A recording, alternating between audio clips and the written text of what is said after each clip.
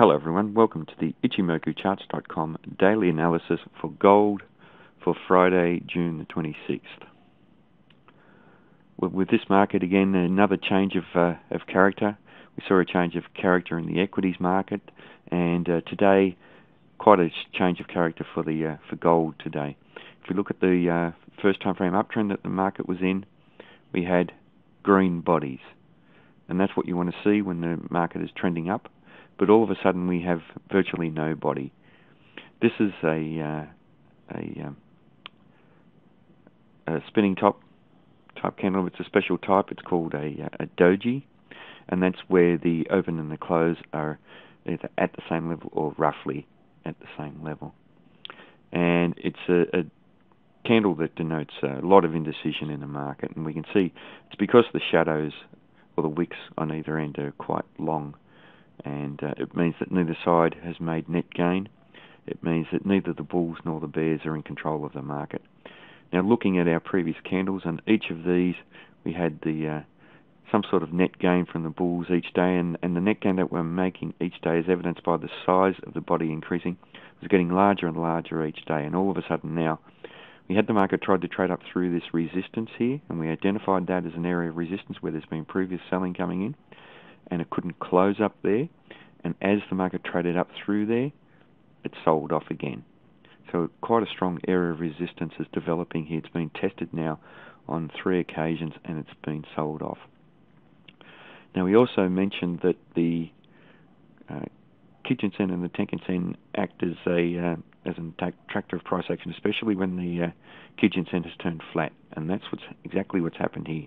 The market has traded up to near the Kijun-sen, and there's been price rejection down away from it. So whenever we see this Kijun-sen turning sideways and the market's had a bit of momentum, either upside or downside, there's a very strong chance that the market will be attracted back towards that flat Kijun-sen, and we can see that that's happened here.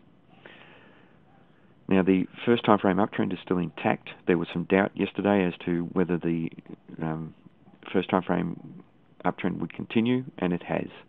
So that's a positive for the bulls at the moment. The bulls have been committed enough to make a higher high and a higher low, but unfortunately for the battle on the day, they weren't really strong enough to close the market substantially up near these highs that they pushed forward with. But by the same token, the bears are not strong. So this is a potential reversal signal, but what we want to see, if it is a reversal, we want to see the low of the current candle taken out. So the low of the current candle becomes very important for this market, and a close above this resistance here and a solid close above this resistance will become important for the market.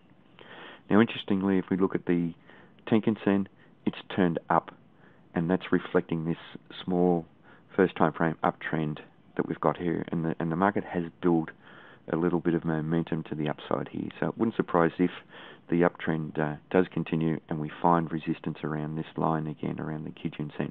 If we do travel up past there, we have resistance at 967, and then up around this major swing high here, which is around 990, and then certainly at around 1,000.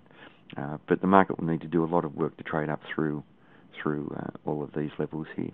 Now, if the market does sell off, we have this the cloud or the Kumo, and if it does trade down through here in the next few days, remember we've highlighted that the Kumo is very thin, and it would potentially be easy for the market to break out to the downside.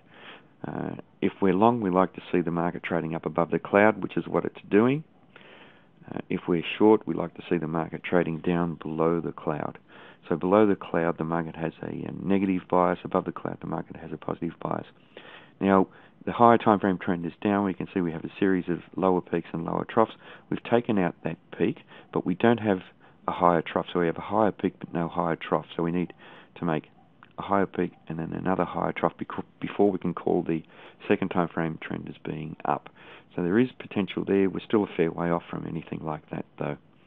So a chance that the market will continue trading up. We'd like to see a strong close up above the resistance.